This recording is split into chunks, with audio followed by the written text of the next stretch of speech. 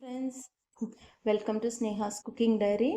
நம்ம 1/2 kg beef biryani தான் செய்ய போகிறோம் இன்னைக்கு. அது ஆயில் ஊற்றிக்கலாம், ஸ்பைசஸ் போட்டுக்கலாம். 1/2 kg செய்யறதுனால ஸ்பைசஸ் எல்லாம் கம்மியாக போட்டுக்கலாம். பட்டை ஒரு 4 பீஸு, 4 லவங்கு, ஏலக்காய் ஒரு 4, 3 சின்ன பிரிஞ்சி இலை போட்டுக்கலாம். புதினா போட்டுக்கலாம். புதினா நம்ம எதுக்கு ஃபஸ்ட்டே போடுறோன்னா, அப்போ அது நல்லா இந்த ஆயிலில் ஃப்ரை ஆகிட்டு நம்ம சாப்பிடும் போது நல்ல ஃப்ளேவர் இருக்கும்.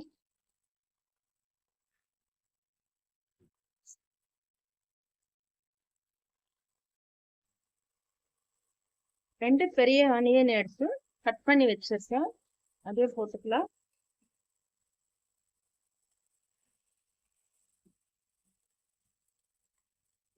ஆனியன் நல்லா வதங்கட்டும். ஆனியன்ஸ் எல்லாம் கோல்டன் ப்ரௌன் ஆனா தான் நம்மளுக்கு பிரியாணி நல்லா டேஸ்டா இருக்கும். ஆனியன் சீக்கிரம் வதங்கிறதுக்கு நம்ம கொஞ்சம் சால்ட் போட்டுக்கலாம். ஆனியன் வதங்கிறதுக்கு சால்ட் போட்டுக்கலாம்.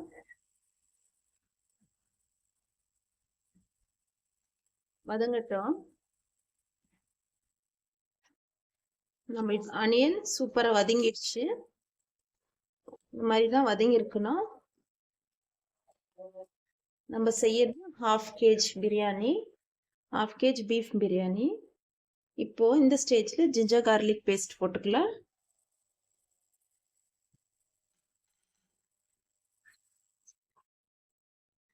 ஜிஞ்சர் கார்லிக் பேஸ்ட்டு நம்ம ரா ஸ்மெல் எல்லாம் போனதை நம்ம மசாலாஸ் போட்டுக்கலாம். மிளகாத்தூள், மட்டன் மசாலா, மஞ்சள் தூள், தனியாத்தூள், கரம் மசாலா எடுத்து வச்சுருக்கேன். மஞ்சள் தூள் மட்டும் 1/2 ஸ்பூனு, மற்றதெல்லாம் 2 ஸ்பூன் எடுத்து வச்சுருக்கேன். 2 டீஸ்பூன்ஸ் எடுத்து வச்சுருக்கேன். இது போட்டுக்கலாம். இது இந்த ஆயிலே வதங்கட்டும். இந்த ஆயிலே இது வதங்கட்டும். 3 டொமேட்டோ எடுத்து வச்சுருக்கேன். 3 டொமேட்டோ, 2 டீஸ்பூன் அளவு கர்டு, அதையும் போட்டுக்கலாம். நல்லா வதங்கட்டும். தக்காளி நல்லா பழமாக இருக்கணும்.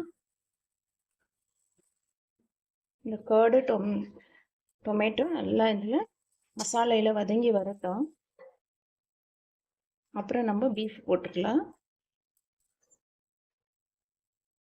இப்போ நான் ஒரு க்ரீன் சில்லிஸ் எடுத்து வச்சுருக்கேன். 8 to 9 க்ரீன் சில்லிஸ் எடுத்து வச்சுருக்கேன், அதையும் போட்டுக்கலாம்.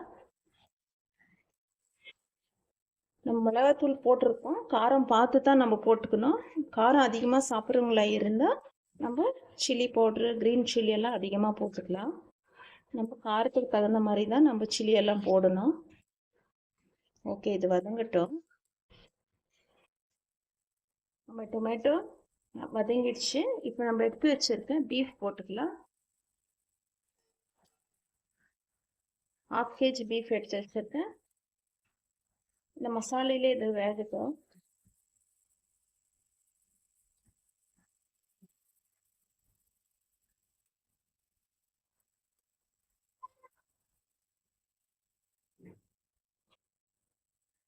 பீஃப் குக் ஆகிறதுக்கு கொஞ்சம் தண்ணி ஊற்றிக்கலாம்.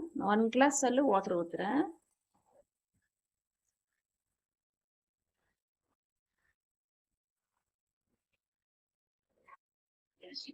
பீஃப் நல்லா குக் ஆகட்டும்.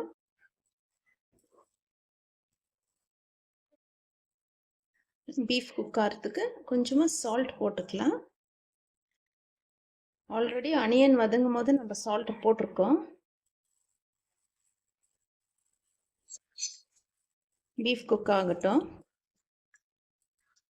க்ளோஸ் பண்ணி வச்சுக்கலாம்.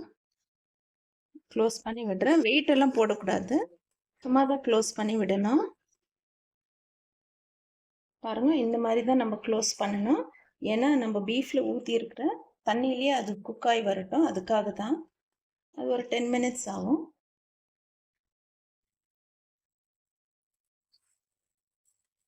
ஃபைவ் மினிட்ஸ் ஆச்சு. இன்னும் ஒரு 5 minutes இது குக் ஆகட்டும். இப்போ கொஞ்சம் கொரியாண்டர் லீவ்ஸ் போட்டுக்கலாம்.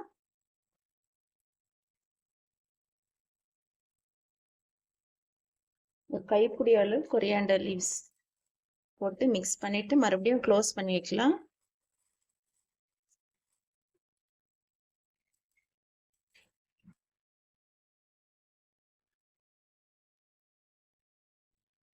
பாருங்க நம்ம பீஃப் நல்லா குக் ஆகிட்டு ஆயில் அதுலேருந்து செப்பரேட் ஆகி வருது.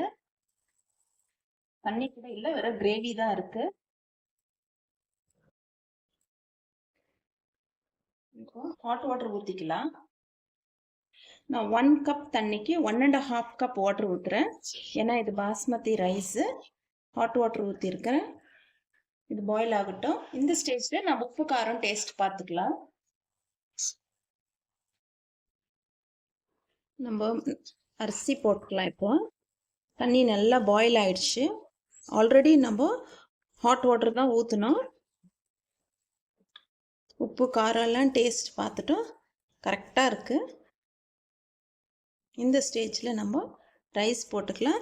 20 மினிட்ஸு வாஷ் பண்ணி ஊற வச்ச அரிசி இது பாஸ்மதி அரிசின்றதுனால 1 கப் அரிசிக்கு 1.5 கப் வாட்டர் ஊற்றிக்கணும். அதுதான் மெஷர்மெண்ட்டு.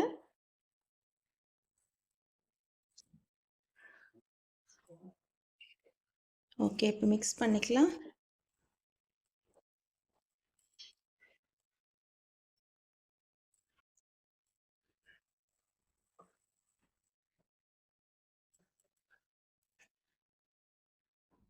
ஹாஃப் லெமன் எடுத்து வச்சுருக்கேன். லெமன் ஜூஸ் ஸ்க்வீஸ் பண்ணிக்கலாம். லெமன் ஜூஸ் ஸ்க்வீஸ் பண்ணிவிட்டு மிக்ஸ் பண்ணிக்கலாம்.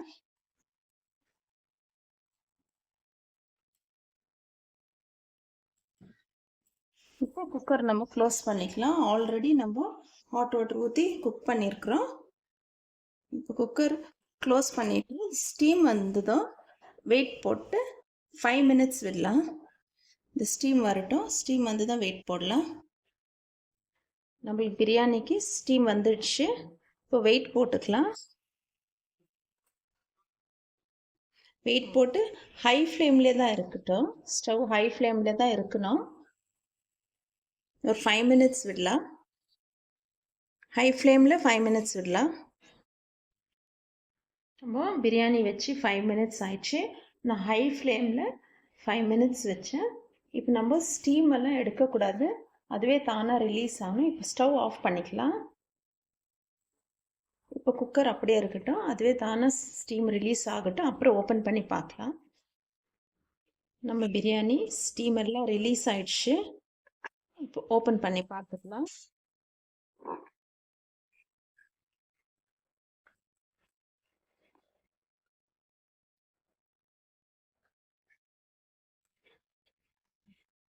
பிரியாணி சூப்பராக ரெடி ஆயிடுச்சு.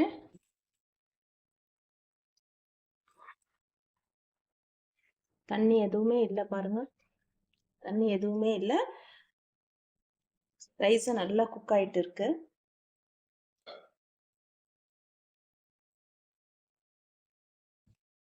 இது வந்து பீசஸ் நான் ஸ்மால் பீசஸாக நல்லா தட்டிட்டு போட்டேன். அதனால அந்த மசாலையில் அப்படியே வதக்கிட்டு தான் நம்ம பிரியாணி செஞ்சோம். இன்கேஸ் பீசஸ் எல்லாம் நம்மளுக்கு பெருசாக இருக்குது, மீட் பீசஸ் ரொம்ப பெருசாக இருக்குன்னா குக்கரில் நம்ம நல்லா அது வேக வச்சுட்டு அப்புறம் தான் பிரியாணியில் போடணும். இப்போ நான் ஸ்மால் பீசஸாக அது வந்து சாப்ஸுக்கு மாதிரி நல்லா தட்டிட்டு போட்டதுனால நான் மசாலாவில் அப்படியே நல்லா வதக்கிட்டு நம்ம பிரியாணிக்கு குக் பண்ணோம். நம்மளுக்கு சூப்பராக பிரியாணி குக்கரில் 1/2 kg பீஃப் பிரியாணி ரெடி ஆயிடுச்சு. சர்வ் பண்ணிக்கலாம். இந்த மாதிரி நீங்களும் குக்கரில் ட்ரை பண்ணுங்கள் ஃப்ரெண்ட்ஸ். ரொம்ப குயிக்காக ஆகிடும் சாப்பாடு. செய்து சாப்பிட்டு எப்படி இருந்துச்சுன்னு எனக்கு கமெண்ட்ஸில் தெரியப்படுத்துங்க. நல்லா இருந்தால் உங்கள் ஃப்ரெண்ட்ஸ் ரிலேட்டிவ்ஸ்க்கெல்லாம் ஷேர் பண்ணுங்கள்.